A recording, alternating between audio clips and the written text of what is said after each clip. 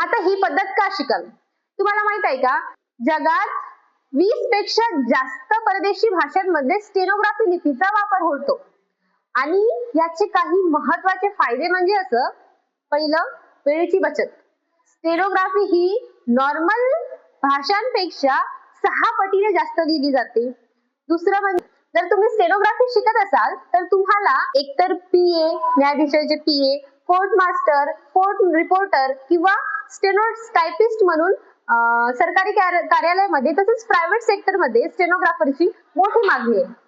तर अनेकांच्या मनामध्ये असे प्रश्न असतात की शॉर्ट हँड स्टेनोग्राफी नेमकं कोण करू शकतं? तर ती शिकण्यासाठी तुम्हाला किमान 10वी किंवा 12वी उत्तीर्ण असणं गरजेचं आहे.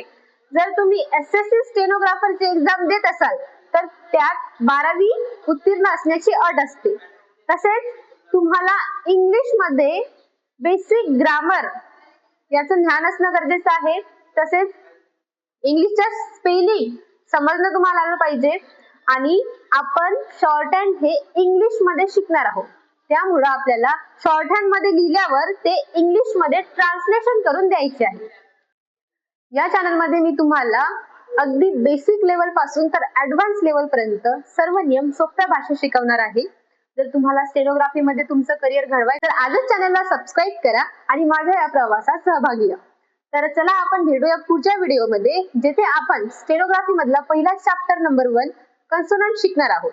आजच्या व्हिडिओ बाबत जर तुम्हाला काही शंका असेल तर कमेंट करा, मी नक्कीच तुम्हाला प्रतिसाद देईन. धन्यवाद.